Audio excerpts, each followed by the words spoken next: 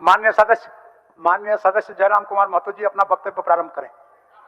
ठीक है, आज तो हो ही रहा है, सब बोलिएगा, अपना सारे माननीय सदस्य चापाकल के बारे में बोलिएगा। अध्यक्ष महोदय, देखिए सच्चाई है, सभी माननीय सदस्यों की बात वाजिब है, चापाकल पर सरकार को सोचना चाहिए। धन्यवाद अध्यक्ष महोदय। आज मैं पेयजल एवं स्वच्छता विभाग, उत्पाद एवं मद्य निषेध विभाग, वित्त पेंशन विभाग, खनन एवं भूतत्व विभाग, वित्त अंकेक्षण तथा गृह कारा एवं आपदा और ऊर्जा विभाग के अनुदान मांग बजट के बाद विवाद में और कटौती प्रस्ताव के समर्थन में अपने वक्तव्य रखने आया हूं। अध्यक्ष महोदय, सबसे पहले तो मैं गृह विभाग की बात करता हूं। सबसे पहले मैं राज्य सरकार को आसन के माध्यम से बधाई देता हूं और उन्होंने सभी जिला के पुलिस टीम को पेट्रोलिंग के लिए नई गाड़ियां उपलब्ध कराई। मुझे लगता है नई गाड़ी और इनकी रफ्तार से शायद वो चोरों के काफी नजदीक पहुंच पाए, जनता की समस्याएं जब सामने हो तो वहां जल्दी पहुंच पाए, इसके लिए मैं बधाई देता हूं। साथ ही साथ मैं एक मांग भी कर देता हूं। कई वर्षों से हमारे जो पुलिस के भाई हैं उनकी मांगे हैं वर्दी भत्ता, धुलाई भत्ता, विशेष कर्तव्य भत्ता, आर्मोरर भत्ता, चालक भत्ता, ध्रुव भत्ता, राइफल भत्ता, वाहन भत्ता, चिकित्सा भत्ता, यात्रा भत्ता एवं शिक्षा भत्ता। इस पर भी सरकार को विचार करने की आवश्यकता है। साथ ही महोदय, जेएसएससी द्वारा आयोजित झारखंड आर्चिव प्रतियोगिता परीक्षा विज्ञापन संख्या 4/2015 के तहत एक नियुक्ति ली गई थी, जिसमें अभ्यर्थियों को 2 साल के बाद री मेडिकल का हवाला देते हुए उन्हें रोक दिया गया, जो कि चिंता का विषय है। मैं इसे भी संज्ञान में देना चाहूंगा। अब मूल विषय। अध्यक्ष महोदय, जब मैं विधानसभा का सदस्य बना तो मैंने सबसे पहला एक सवाल किया था 6 मार्च 2026 को, जिसमें सरकार ने उत्तर में बताया था कि पुलिस कर्मियों की संख्या लगभग 23,645 पद रिक्त है। महोदय, यह एक महत्वपूर्ण विभाग होता है, राज्य की विधि व्यवस्था का संचालन इनके जिम्मे होता है और इतनी भारी संख्या में पुलिस कर्मियों की रिक्त पद का होना कहीं ना कहीं चिंता का विषय है। अतः मैं आसन के माध्यम से सरकार से पहले तो ये मांग करूंगा कि इसी वित्तीय वर्ष में एक नई बहाली कम से कम झारखंड पुलिस की निकाली जाए, क्योंकि काफी युवा बेसब्री से इस बहाली के इंतजार में है। और गांव देहात में हमारे आज से 30-40 साल पहले कहावत भी थी कि गांव के इधर दुए चीजें टाका कमे में, टणिया दौड़ के ना तो मटिया कोड़ के। तो टणिया में दौड़ने वाले नौजवान आज भी इस पुलिस बहाली की प्रतीक्षा में है। मैं चाहूंगा ये जो 23,000 से ज्यादा रिक्त पद है इनकी भरपाई की जाए। अध्यक्ष महोदय, बात करें आज अगर पुलिस विभाग के कार्यों की, उनकी वर्तमान स्थिति की, बहुत ही चिंताजनक है।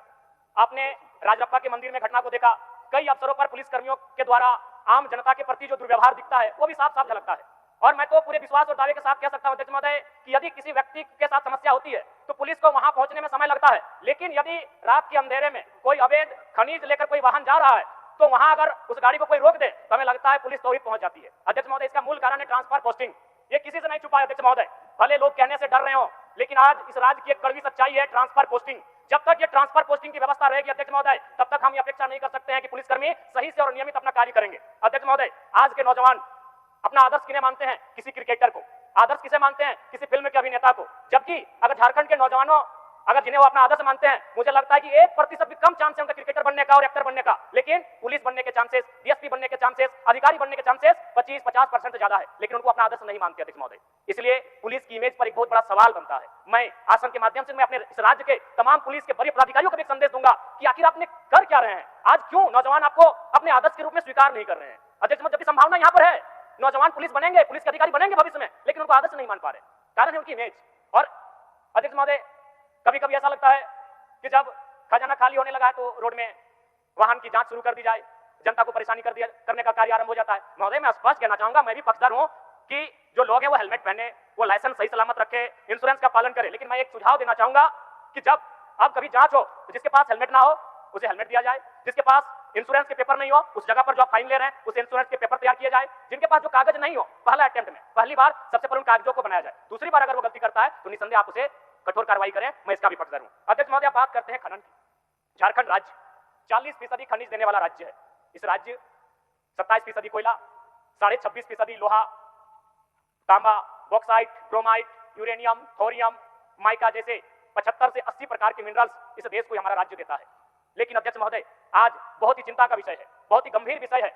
हम अगर उड़ीसा से अपनी तुलना करें, पिछले वित्तीय वर्ष में उड़ीसा जो खनन के क्षेत्र में हमसे कम प्रभाव रखता है, उसने राजस्व के रूप में 50 करोड़ से ज्यादा रुपए राजस्व के रूप में प्राप्ति की, 50,000 करोड़ से ज्यादा। और अगर हम झारखंड राज्य की बात करें अध्यक्ष महोदय, तो मात्र 19,000 करोड़ रुपए ही हम राजस्व की प्राप्ति कर पाए हैं। इसका कारण क्या है? इसका कारण है कहीं ना कहीं हमारी जो नीतियां हैं और हमारा जो प्रबंधन का तरीका है वो कहीं ना कहीं उसमें खामियां हैं अध्यक्ष महोदय। आज अगर विभिन्न अखबारों के स्रोत की माने तो लगभग कोयलांचल के क्षेत्रों में प्रतिदिन 600 करोड़ कोयला का अवैध कारोबार होता है।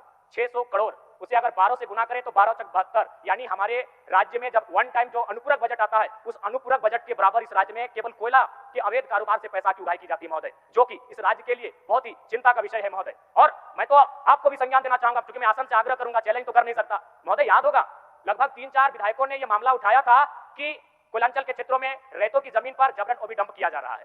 जबरन उनकी जमीनों का अधिग्रहण किया जा रहा है, मुआवजा वगैरह नहीं दिया जा रहा है। आपने संज्ञान में लिया था और आसन के माध्यम से आपने एक टीम का भी गठन किया था 7 सदस्य। महोदय क्या हुआ उस टीम का, क्या हुआ उस आपके निर्णय का? अध्यक्ष महोदय ये कितनी दुख की बात है, you are the chairperson of the house but they are not following your instruction. आपके ऑर्डर का अनुपालन नहीं हो रहा है, आपके इंस्ट्रक्शन का पालन नहीं हो रहा है अध्यक्ष महोदय, ये चिंता का विषय है। तो फिर हमारा क्या होगा अध्यक्ष महोदय? आपने टीम बनाया था। जयराम जी, आपने जब आसन को इंगित किया तो मैं आपको सूचना दे दूं, इसका जांच चल रहा है और जांच के क्रम में एक दिन ऐसा भी हुआ कि तमाम पदाधिकारी को हम लोग हमारे विधानसभा सचिवालय का जो मीटिंग हॉल है उसमें भी बुलाने का काम किया और काफी डिस्कशन इस विषय पर हुआ और फिर इन लोगों का एक्सटेंशन, इन लोग हमको एप्लीकेशन दिए कि हमको इस विषय के तह तक जाने के लिए कुछ वक्त दिया जाए।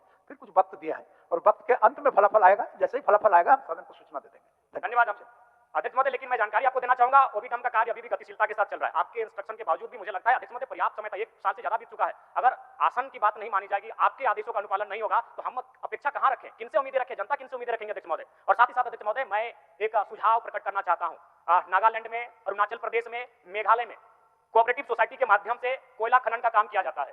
यदि चूंकि ये केंद्र की पॉलिसी है, अगर राज्य सरकार और राज्य के सांसद, अगर संसद भवन में, चूंकि बिहार के राज्यसभा सांसद खीरू जी इस बात को उठा चुके हैं कोयला से संबंधित, मैं चाहता हूं अगर राज्य के सांसद और राज्य सरकार अगर केंद्र से इस विषय पे वार्ता करे कि हम राज्य में भी कोऑपरेटिव सोसाइटी के माध्यम से अगर कोयला खनन का कार्य करते हैं तो इससे क्या होगा, जो पूंजी है वो पूंजी का विकेंद्रीकरण होगा, आम व्यक्ति को आर्थिक उन्नति का अवसर मिलेगा। लेकिन हमारे राज्य में क्या होता है महोदय, सभापति महोदय, आज बड़ी बड़ी कंपनियां जिनको हमने कोयला खनन का कार्य दिया है, अगर रैयत वहां धरना भी देता है, रैयत अगर वहां प्रदर्शन भी करना चाहता है तो उन कंपनियों के डर से वो कहती है अगर फलाने कंपनी के सामने धरना करोगे तो हम अलाउड नहीं करेंगे। उनका डर क्या है? उनका डर है कि वो कंपनी लाखों करोड़ों का टर्नओवर करती है। इसलिए कोऑपरेटिव सोसाइटी के बारे में इस राज्य को खासकर खनन के विषय में विचार करने की आवश्यकता है। अध्यक्ष महोदय, मैं अब बात करना चाहूंगा मद निषेध की।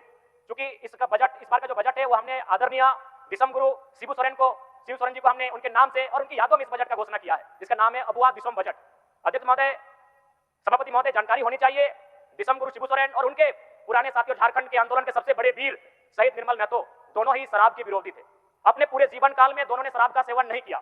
तो मैं चाहता हूं अगर सही में, क्योंकि इसी हाल ही फिलहाल गुरुजी का निधन हुआ है, अगर गुरुजी को सच्ची श्रद्धांजलि देनी हो तो मेरा मानना है बिहार और गुजरात के तर्ज पर झारखंड राज्य को भी मद निषेध कानूनों की तरफ बढ़ना चाहिए, शराबबंदी की तरफ बढ़ना चाहिए। क्योंकि मैंने 2 दिन पहले ही मैं एक सवाल लाया था जिसमें बहस किया था, जिसमें मैंने आपको बताया आंकड़ों के साथ कि प्रतिदिन 10 से 12 नौजवान जिनकी उम्र 18 से 25 साल के आसपास होती है, रोड एक्सीडेंट में उनकी मृत्यु होती है और उनकी मृत्यु का कारण होता है शराब। इसलिए मैं मानता हूं मेरे इस बहस के बाद शायद मेरे ही वोटर हमसे नाराज हो जाएंगे, क्या यह विधायक जगलावर वोट वाली हो। मुझे अपने वोट की चिंता नहीं है, मुझे चिंता उनके भविष्य की है। जब 18 साल का नौजवान मर जाता है, घर का इकलौता बेटा होता है, कई मामले तो ऐसे आए हैं कि 4 महीना पहले शादी हुआ था, कई मामले तो ऐसे आए हैं कि 1 सप्ताह पहले बच्चे का जन्म हुआ था, राजू मर चुका है, तो दिल को झकझोर देता है। इसलिए मुझे अपने वोट की परवाह नहीं है। शराब पीने वाले मुझे अगर वोट ना दे मेरे इस बयान के बाद, मुझे उस बात का दुख नहीं है। लेकिन 18 से 25 साल के नौजवान जो प्रत्येक दिन 10 से 12 की संख्या में मारे जा रहे हैं और उसमें मुख्य कारण शराब होता है, इसलिए मैं चाहता हूं गुरुजी को सच्ची श्रद्धांजलि मद निषेध कानून लाकर दिया जाए। अध्यक्ष महोदय, मैं आगे ऊर्जा पे बात करना चाहता हूं। ऊर्जा, सभापति महोदय, ऊर्जा जिससे विधानसभा संचालित हो रही है, ऊर्जा जिससे हमारा सेलफोन संचालित होता है, ऊर्जा के बिना, बिजली के बिना आज कोई भी कार्य हम लोग आगे नहीं बढ़ा सकते। महोदय, इस राज्य में बिजली उत्पादन की बात करें तो PTPS Patratu, BTPS CTPS Bokaro, TTPS Bokaro, KTPS Koderma, MPL Dhanbad, कई ऐसी महत्वपूर्ण सेक्टर हैं जहां बिजली का उत्पादन होता है। गोड्डा में तो अडानी प्रोजेक्ट बिजली उत्पादन का कार्य कर रही है, लेकिन वहां एक चौंकाने वाला आंकड़ा है सभापति महोदय, गोड्डा में जो बिजली उत्पादन का काम हो रहा है उसका कोयला झारखंड से नहीं जाता है। आपकी जानकारी के लिए बताना चाहेंगे, उसका कोयला आता है ऑस्ट्रेलिया से। एक लॉजिक को समझिएगा थोड़ा सा, ऑस्ट्रेलिया से कोयला आता है गोड्डा और बिजली बन के जाती है बांग्लादेश। अगर हम किलोमीटर की दूरी नापे तो गोड्डा से अगर ढाका की बात करें तो लगभग 500 किलोमीटर है और गोड्डा से अगर बांग्लादेश बॉर्डर की बात करें तो लगभग 300 किलोमीटर है। यानी ऑस्ट्रेलिया से अगर कोयला लाना है तो सबसे पहले वो बांग्लादेश पहुंचेगा, लेकिन वो झारखंड लेकर आते हैं, गोड्डा लेकर आते हैं। क्यों मालूम है? उनको मालूम है झारखंड की सरकार जो है यहाँ के रैयतों के प्रति सजग नहीं है, यहाँ के लोगों को लाठी डंडे मारकर उनकी जमीनों को ले सकते हैं। नहीं तो क्या कारण है, लॉजिक को समझिए। अगर उनको बिजली बांग्लादेश को ही देना था, कोयला ऑस्ट्रेलिया से लेना था, तो झारखंड का क्या काम? मेरे आंगन है में तुम्हारा क्या काम भाई? अगर बिजली बांग्लादेश को देना था, कोयला ऑस्ट्रेलिया से लेना था, तो झारखंड का क्या काम है? क्या रोल है झारखंड का? 100% बिजली बांग्लादेश को जाती है, ये चिंता का विषय है। ये उस कहावत को चरितार्थ कर रही है कि दीपक तले अंधेरा। आज झारखंड बिजली अन्य राज्यों को देता है, लेकिन हमारा राज्य अंधेरे में रहता है, ये सच्चाई है अध्यक्ष महोदय। अंत में मैं पेयजल विभाग, क्योंकि महत्वपूर्ण विभाग है, इस पर बात करना चाहूंगा। सभी माननीय सदस्यों ने चिंता भी जताई है। चापाकल, पहले चापाकल की बात की सभापति महोदय, मैं बिल्कुल सरकार से आग्रह करूंगा प्रत्येक पंचायत को इस वित्तीय वर्ष में 10-10 चापाकल उपलब्ध कराया जाए। महोदय, अगर पेयजल की बात करें तो झारखंड में लगभग 32,600 से ज्यादा गांव है, लेकिन पाइपलाइन के माध्यम से जो पानी पहुंचा है वो मात्र 6,963 गांव में ही पहुंचा है। इसका अर्थ है 21%, यानी 79% गांव आज भी पाइपलाइन के पानी से वंचित है। हमारी गिरिडीह में पिछले दिन हमने पढ़ा था अखबार में कि शायद 1300 करोड़ से काम करना था, लेकिन 13 घरों को पानी नहीं मिला। निसंदेह मैं जब भी इस विषय पे बहस सुनता हूं, मंत्री जी एक ही बात कहते हैं, केंद्र का अंश नहीं मिला, केंद्र का अंश नहीं मिला, केंद्र का अंश नहीं मिला। तो मैं आज राज्य सरकार से ये मांग करता हूं कि एक श्वेत पत्र जारी किया जाए कि केंद्र ने 191 मदों में कितना पैसा दिया है, वो पैसा कहां खर्च हुआ है, और पैसा जो नहीं खर्च हुआ है वो किन कारणों से खर्च नहीं हुआ है। 191 मदों को केंद्र का जो पैसा आया था इससे पहले, उस रिपोर्ट को सार्वजनिक किया जाए। साथ ही अध्यक्ष महोदय, आपको जानकर आश्चर्य होगा, आज हमारा पेयजल विभाग का बजट है 5194 करोड़ रुपए का, लेकिन आज लंदन स्थित अंतरराष्ट्रीय समाचार एजेंसी रॉयटर्स के अनुसार भारत में पैकेज पानी का बाजार लगभग 40,000 करोड़ का हो चुका है। महोदय, मैं मानता हूं कि पानी मौलिक अधिकार नहीं है, लेकिन सुप्रीम कोर्ट ने कहा है कि मौलिक अधिकार से कम भी नहीं है, यानी जो कर्म सरकार को करना चाहिए था, आज पानी का भी निजी बाजार एक बहुत बड़ा और विशाल रूप धारण कर रहा है। महोदय, इस बात को लेकर राज्य सरकार को गंभीर होने की आवश्यकता है, मैं आसन से ये मांग करता हूं। साथ ही अध्यक्ष महोदय, अभी गर्मी का समय आने वाला है, जैसे ही हम लोग सेशन को समाप्त करेंगे गर्मी से हमारा सामना होगा, और जब हम क्षेत्र में जाएंगे तो सबसे पहले जो हमारी जनता है वो पानी की समस्या को लेकर हमसे बात करेगी। इसलिए आसन के माध्यम से मैं स्पष्ट शब्दों में विभागीय मंत्री और माननीय मुख्यमंत्री से आग्रह करूंगा कि इस वित्तीय वर्ष में पानी की जो समस्याएं हैं उनका त्वरित समाधान करने की दिशा में कार्य किया जाए। अंत में अध्यक्ष महोदय, खनन, एक छोटा सा वाक्य, एक छोटा सा उदाहरण छूटा था, यूरेनियम खनन जादूगोड़ा। मान्यवर, ये कैसा परिस्थिति है कि वहां जादूगोड़ा की परिस्थिति क्या है? लगभग एक रिपोर्ट के अनुसार 47% महिलाएं मां नहीं बन पा रही है। लगभग 30 से 35% महिलाएं जो अगर बच्चों को जन्म भी दे रही हैं तो मृत जन्म ले रहे हैं। एक बहन का मुझे नाम याद नहीं आ रहा एग्जैक्ट, उसके 6 बच्चे मृत पैदा हुए। मैं मानता हूं यूरेनियम देश की शक्ति के लिए आवश्यक है, लेकिन क्या वो मानवीय मूल्यों से ऊपर है? तो क्या इतने वर्षों से यूरेनियम खनन का कार्य जादूगोड़ा में हो रहा है, क्या उस गांव को वहां से विस्थापित नहीं कर सकते हैं? क्या उस गांव को दूसरे जगह पर बाकी मूलभूत सुविधाओं के साथ नहीं बसा सकते हैं? तो अध्यक्ष सभापति महोदय, कहीं ना कहीं ये सारी चीजें ये बता रही है कि हम जनता की समस्याओं को लेकर कितने सजग हैं, कितने चिंतित हैं, जो कि बहुत ही दुखद और दुर्भाग्य का विषय है। आपका समय हो गया। ठीक है, धन्यवाद, बहुत बहुत धन्यवाद सभापति महोदय। माननीय सदस्य श्री उदय शंकर